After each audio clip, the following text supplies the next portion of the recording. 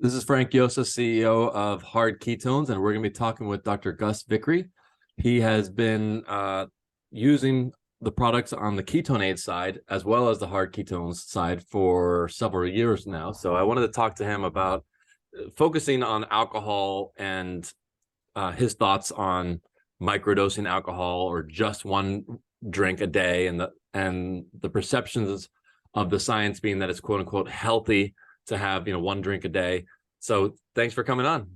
Hey Frank, thanks for having me. I enjoyed our offline conversations that have been awesome, where I've learned so much about the chemistry of ketosis, and I love your products. I'm especially grateful for you creating these products. Thank you. So I want to talk about hard ketones, and this hard ketone, we're now calling it an alcohol alternative. It's an ethanol-free type of alcohol, but it's the most of the community, the world doesn't understand that ethanol is the basis for every alcohol today that's being consumed. So it's beer, vodka, wine, that's all ethanol based. And our hard ketones is based on a molecule called R13-butanediol, which we're now rebranding into Ketohol. So it's a lot easier. And That's instead of better. yeah, much better. And instead of ethanol converting into acetaldehyde, where the toxin is, ours converts. If it even converted to water and still give you a buzz, it'd be revolutionary. But it actually converts one step better. It converts to ketone bodies. So the molecule that your body makes after multiple hours of fasting. So I want to talk to you about America's obsession with ethanol. That's pretty much the highlight. And the way that they rationalize taking smaller amounts, and is there a microdose that could be even beneficial, and what the science says about people that drink one glass a day do better than the people that don't drink, and your thoughts on that. I heard one NPR thing that they said that study was, and I want to get your take on that study turned out to be debunked, because anybody that finds out that they have cancer or some debilitating disease that they're going to die, they all go into the zero alcohol camp. So when the zero alcohol camp dies quicker because they had cancer, they get the data shows that the people who have not a sip of alcohol are dying quicker than the people that had, one glass. So how do you get through all the science to determine whether ethanol in smaller doses is, better for longevity? Yeah, it's a great question, and it's an important question because of how much alcohol has penetrated our culture, including children. So you might be aware of the statistics on drinking, binge drinking, and at what ages people start. It's just getting younger and younger and more. It's a real challenge. And so, one of the first questions is, is there any use for alcohol, right? Other than getting a buzz, right? Getting intoxicated. Is there a health potential benefit? And as you know, because we've talked about this, you can go and look at all those studies, but those studies, it is very hard to control all variables other than just alcohol. So the data is not great data. We don't have long-term human trials, randomized control trials with a control group and an alcohol group where we've been able to meaningfully measure outcomes. I'd be curious if we could ever create that. I think it would be a great trial. And I think my intuitive feeling about it, based on my observations in a medical clinic, would be that we'd see a big difference between individuals who consume alcohol consistently and who don't. There's also a lot of other variables, a lot of times, and people have talked about this in those studies, an individual that is actually good at having one glass of wine every night tends to be a non-addictive personality in general. And they probably are moderate in most of their approaches to life. And so there are a lot of other potential health advantages to their lifestyle that have nothing to do with the alcohol whatsoever that Right. possibly lead to a longer life. One observation I can give you, having been a clinician for 20 years and seen tens of thousands of patients, is that I spend an enormous amount of time trying to unwind the detrimental effects of alcohol on patients, both psychologically, their behavioral patterns, their cognitive dissonance around drinking too much and feeling bad about themselves, the downregulation of dopamine, serotonin, and GABA production, of counter-regulatory endorphins that blunt euphoria. I mean, it's just a big mess. And then not to mention the damage to the liver, the toxicant burden, the damage to the brain.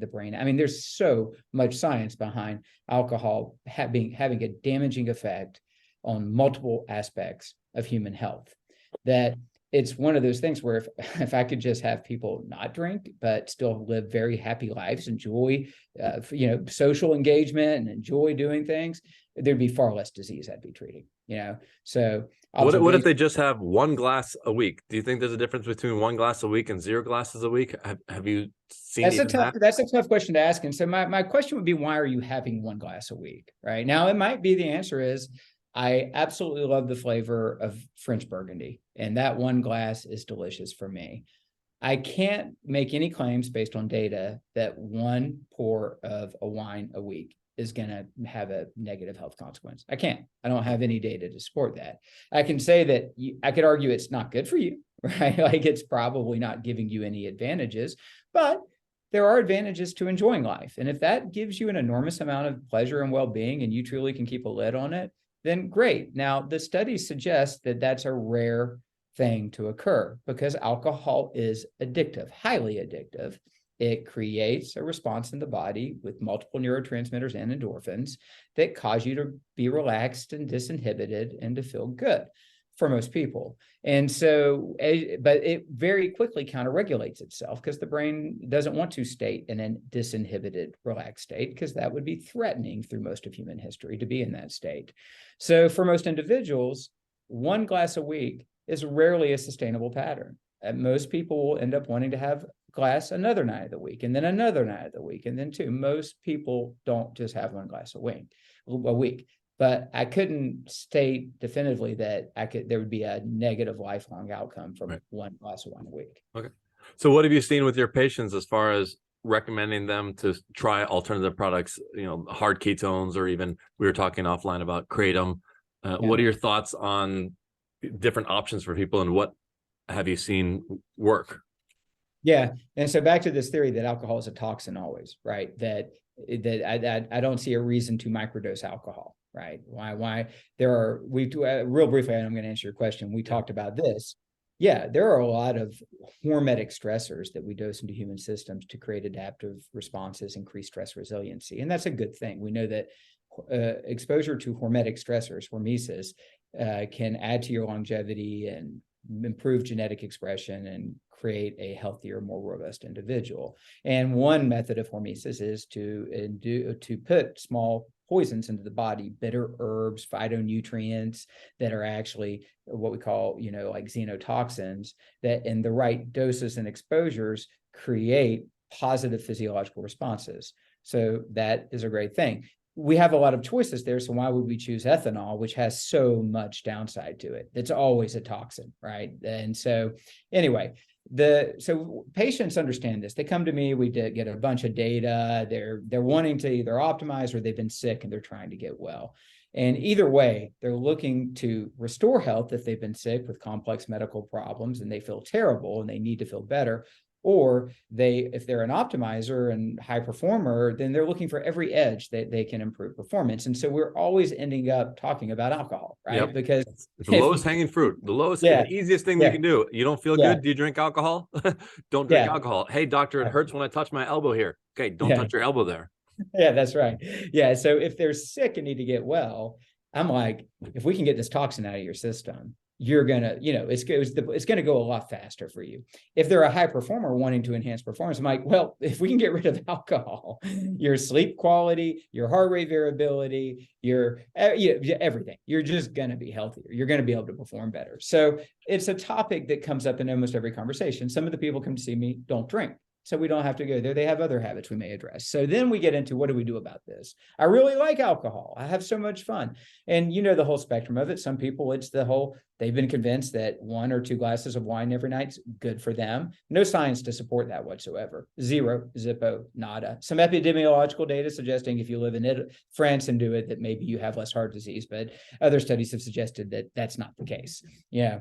So we have zero data to say, okay, yeah, that's good for you. We have a lot of understanding about what alcohol does in human systems to say it's bad for you mentally and physically. So if you could take it or leave it, why wouldn't you just leave it, right? First and foremost. But these individuals, maybe they have that 2 glasses a night, or maybe they're the Friday, Saturday. It's time for social engagement. It's time to go hard. They have a lake house and they're just used to drinking a lot of beer, having dinner parties and drinking a bottle and a half of wine, or they love hard liquor. And they know that's bad for them. They know how they feel the next day. They know they don't like it when they tip over into full intoxication and they're slurring their words and sloppy and say things that they're embarrassed about. Most of these people don't want to be in that state, but they can't stop it once they start, because that's what alcohol does for you. It disinhibits you. So, and many of them have tried to cut back unsuccessfully. So then we're like, what can we help? How can we help you get off of this? Because for many of them, they'll say, I just don't think I can go from what I'm doing to zero tomorrow. A lot will. I challenge them and I say, why not? Get free, experience the freedom, experience with your brain. So the first thing I'll tell them about is hard ketones. I think it's a great option. And so I will end up bringing up the ketonate products, seltzers, the other versions that use that specific ketone alcohol, and say, I want you to try this. It can give you a buzz like alcohol. That in my experience, people don't tend to drink too many of them. You have more experience with people using it, so you can share that. Yeah, there are some people who probably overuse the product just like they would with alcohol. We haven't found anyone yet, actually. Okay. We haven't gotten any reports of someone. Maybe it's the cost, because it costs more, but they take 2 or 3 and they just feel content. They feel full, and that's exactly what ketones do. That's my personal experience. I try to avoid all alcohol at this stage of my life. I used to drink alcohol, so I love having these available for those social occasions. My experience has been these are anecdotes. I don't have a study but I've got a lot of patients using this, that they like how they feel, they appreciate it, and you've done a good job of creating different flavors and ways of delivering it. That they do, that they, after they have 2 to 3, they don't want more. It self-regulates. They don't end up feeling later in the evening they're impaired. They're able to do what they need to be safe. They don't wake up with a hangover. They feel good the next day. Their performance is not blunted. It's just kind of a win-win. And they don't crave them when it isn't a time where they would usually drink alcohol. So they're not coming home jonesing for a ketone alcohol, right? The way they might for a bourbon or something like that. We've had former addicts, 10 years recovering. They were able to drink half of a can. They felt a little buzz, which is unusual. Usually you need 1 or 2 to feel something. And they put it back in their can. They put it back in the fridge, forgot that they drank it for a few days. And it's just like, she said to me, if I had had a sip of a 12-pack or a 6-pack of beer, the entire 6-pack would be gone. And I'd wake up the next day, looking for where I can get the next 6-pack. So people ask me all the time, is it addictive? And I don't know how to answer that question. There's one line of a mouse data in, using racemic that said, potential, tendency to want more, but we'd like to figure out a way to prove it in humans. But when I asked the people that were recovering alcoholics, and they said that they sometimes go a week or 2 between because they're not having any social events, not drinking it, they say no, it's not addictive. So how do you answer that question? Like, is something addictive? What if it just tastes good? Is Diet Coke addictive? I mean, that's caffeine is a different thing. I mean, obviously I can't say scientifically, right? Yeah. Or not. I can just tell you that the pattern I've observed in a lot of patients using it, and myself, is I don't see like people developing a problem with ketone alcohols the way they do usually with alcohol. Right. And there aren't the negative health consequences as there can be with just even moderate amounts of alcohol, such as brain atrophy as you age and impaired liver functions and things of that sort. And also the weight gain issue, right? So that's one thing that people report on, that when they drink regular alcohol, they tend to have more munchies and eat more late at night, and they're eating more junk, greasy pizzas. With this, they're skipping dinner, and you don't feel hungry. You don't feel hungry, so you're not having the munchies, so you have that extra benefit. We found with the Oura Ring data that if they drink 1 can, so half a can for women or 1 can for men, that their sleep scores, their Oura Ring data is actually better than baseline. It's like baseline meaning water, not compared to ethanol. But if you compare, ethanol to this, 2 drinks to 2 drinks, you have 35 recovery score versus like a 75. But I find at the 2 to 3 drinks, there's a diminishing return. Like the Oura Ring data starts going, back down. So 1 is better than 2 or 3. I haven't seen that, but you have more data than I have on that. But I have not seen any changes in heart rate variability or sleep scores with ketone alcohol. Obviously, with alcohol, people, the minute they start monitoring that type, they're blown away. Even 1 glass of wine, people notice heart rate variability tanks, and their resting heart rate lowers much later at night. They get less REM and deep sleep. I mean, there's a clear measurable impact if you're looking at subtle data. And then the proof is always in the pudding. So people who are, don't have a deep relationship with alcohol, where it really is hard to break up with it, So they're like, oh, I didn't realize all this. I'll leave it, because our culture and even our health system has been teaching them that they should be having it, right? Some people are actually having that glass of wine because they believe they should, because it's going to cause them to live longer. I know. So once they have that truth, these individuals are like, well, heck, I don't even really care about alcohol. I don't like the taste. And they leave it behind. And then I'm like, and just wait until 30 days. I mean, even 10 days after you quit, but then 30 days, then 60 days, as your brain resets back to a normal baseline. The dynorphin, the counter-regulatory endorphin, normalizes, so you're no longer blooding your normal endorphin response to exercise and other things. GABA, serotonin, dopamine, get back into proper equilibrium. You're going to notice that your mental energy, your focus, your motivation, your drive, your work, your sense of well-being, your ability to enjoy activities that should be, all of that's going to be enhanced in ways that you're going to be really excited about. And universally, that's exactly what happens, because instead of like this negative, I got to quit alcohol, what am I going to do? This is going to be so boring, because that mindset shapes a lot of why you're not happy not having a drink, because you've convinced yourself you can't be happy without having a drink. Right. The moment you recognize all the health benefits and how good your brain's going to perform, and you're like anticipating that, and yeah, you can kind of make yourself feel better through mindset stuff too. It could go that direction, but we also know as that brain gets healthy, you're really going to have a better experience of life and a better interpretation. So people are just so excited when they have that experience. But then for the people who would like to have something, they do want to get a little buzz. They're at the lake, the beach, whatever, Friday night, their friends, everybody's drinking and they'd like to have something. These ketone alcohol is perfect, because they'll usually drink 2, maybe 3. They stop. They don't have a hangover. We're not seeing detrimental health effects. They enjoy it, and it helps them stay off alcohol. It's been really, really helpful. Not to mention, of course, the non-hard ketones, all the benefits of those. Most of my patients who are into performance, or we're trying to improve metabolic health, or that's the ketone ester. That's the ketone ester side, the ketone ester. We're introducing these ketones for that. And then, there is this option. We both talked about it. So I'll give people a menu. My first go-to will be hard ketones. Right? That's the first thing. I'm like, this is your first best try here. But then maybe they need to use some kava, right? Maybe they need to try other herbs. Maybe I was going to ask you about kava and kratom, what you thought of those two. Yeah. And so there's this blend, we've talked about it, I won't name the product, that's a blend of kava and kratom that's quite popular right now. It will give you a buzz. It'll help you to feel good because of the kratom, especially. And I don't know what the actual full dose of kratom, so I can't speak to that in there is. I know that the guy who created it dealt with alcoholism and was trying to create a product that would be safe and non-addictive.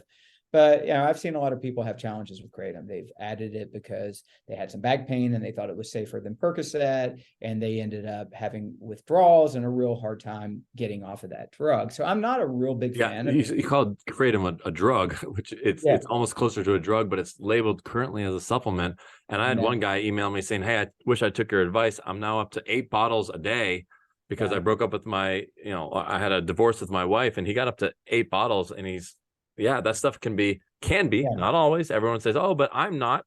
But for many people, it is a highly, highly addictive substance. It really is. So I'm working very intensely with my patients. We get to know each other. We have long visits. They share a lot of personal details, and I have a lot of health data on them. And you can get a sense for somebody who you just need to stay away from anything that could be addictive, right? It's not going to go well. And for people who probably are going to be okay having access to something that could be addictive and keeping it in a box. You can't predict perfectly, but you get a pretty good sense. So I'll have some patients who are problem drinkers. They might only be Friday, Saturday drinkers, but when they drink, and they drink heavy. And it's going to be really hard for them because they're going to have a tolerance also for hard ketones, as we discussed. And so, and when they're going to cut that off, they really need something. They feel they need something to augment their perception, help them relax, and get them through typically it's interesting because it's basically like a 6 o'clock to 7:30 window. If they can survive that window and not have that first drink, after that, they start thinking less and less about it. By 9 o'clock, they're like, well, thank goodness I'm not already having my 5th bourbon or something like that. But for those individuals, I will bring that concoction up with great caution, right? Like this could be addictive. You might find yourself wanting one in the morning, mid-afternoon, but if you can keep it where you're going to have half a bottle on Friday night at 6 o'clock and half a bottle on Saturday night at 6 o'clock, and that gets you off all the bourbon and stuff like that. Right, sure.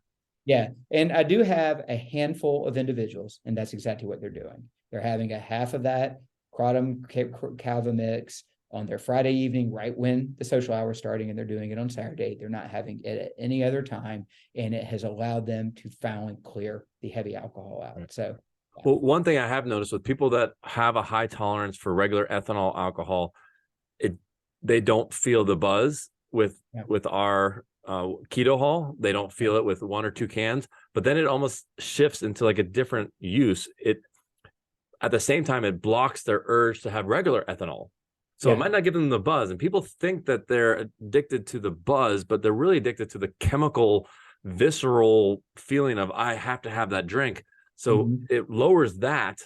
So then, yes, they don't get a buzz, but then it also blocks that urge and sensation to have that drink. And we helped this one lady go from a biohacker, 1 bottle of wine per night, every night for the last 2 years, to 2 cans of our stuff. And she said that the first time that she opened up a can and took like the first sip, it felt like a Star Trek scan of her body, like zoom, that she didn't know that she had, of this desire to get the wine opener, to open it up. And it was just gone. 1 was not enough. She went to 2. And then 3 months later, I checked up on her and she's like, oh, I'm not using your stuff anymore. And I'm like, oh, did you go back to wine? She's like, no, I just switched to water. I'm sorry. I'm like, what do you mean you're sorry? Like, that's great. Like, I want people to, get to the point where they're not using the product anymore. Cause I've always said, water is going to be healthier. And you've even said that, is this healthy? Well, water's healthier, but getting them off of the ethanol and then back to water. And then 3 months later, the summer came and I saw an order came in and I said, hey, you okay? She's like, yeah, I'm just bringing it, BYOB, I'm bringing it to parties. But to be able to go straight to water without even thinking about it after a couple months is pretty remarkable. It's great. And in my patients, we might be using a lot of different therapeutics, and sometimes I'll just design a nootropic stack that's engineered towards serotonin and GABA and say, hey, maybe we could dose this at 5 o'clock in the afternoon. It's not going to give them a buzz. It's not going to give them that same level of response that, say, alcohol or even hard ketones would, but it might give them just enough leverage to push through and stay off of it. And then there are peptides we use for possible weight loss, including semaglutide, but also tesofensine, that have neurotransmitter effects that can blunt cravings. So there's a lot of different tools we have. At the end of the day, the people I'm working with, they just want to get healthy. They want to feel better. And generally speaking, universally, if they're drinking alcohol, it really needs to go for them. Is tyrosine on that list? You have to be careful with tyrosine. You can actually get a corresponding down-regulatory dopamine response. You can bounce back from tyrosine, so I don't recommend using it. And most of the time with the alcohol piece, even though there's a strong dopamine play in the wanting, the motivation piece, it really gets more into the bliss, the inhibitory neurotransmitters, GABA and serotonin. So if it's really a Friday, Saturday night thing and they've worked all week and it's just time to unwind and relax, if we focus on ways to boost those neurotransmitters, that's usually going to scratch that itch a little bit better. Well, maybe you'll help me concoct something, one of those ingredients into a ready to go. Yeah, that's actually, I think, a great idea. We've talked about this, the different things that could be added in to continue, like you've done with your energy drinks and your fitness support drinks and things of that sort, right? Like which I'm eager to start trying again. Right. Because one thing that's on the roadmap is red wine. I got a low carb, 0 alcohol red wine, and I added the R13, and it actually tasted better. And I know some people that can drink white wine, but they can't drink red wine because there's certain things in red wine that messes them up the next day. So I could be interested in coming back and saying, hey, what ingredients can we actually add to this? Because you can't add any ingredients to red wine. Not that you can't add any ingredients, but you can't add these nootropics that kind of offset the negatives of red wine. But because it's a dealcoholized wine, we can. So I'll come back to you and say, hey, what are these things that we can add to the red wine to allow people to finally be able to drink red wine, get a little bit of a buzz, and not have that, As I told you, for a lot of my, more mature professional patients, that's the holy grail moment, that you could actually create a reasonably good tasting red wine option.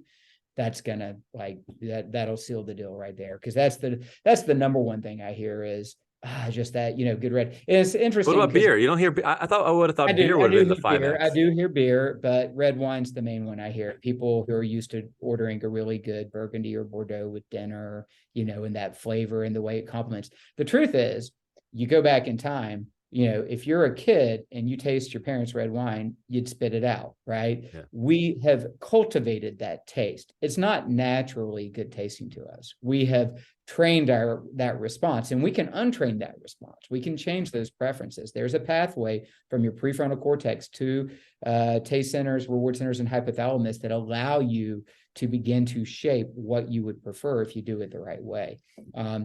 The other thing I like about the hard ketones, sometimes people they quit alcohol, great, good for them, but then they turn to food and they're eating too much sugar. And I would actually rather them have more food and sugar. I don't want that for them, but I think that's less toxic than alcohol for them.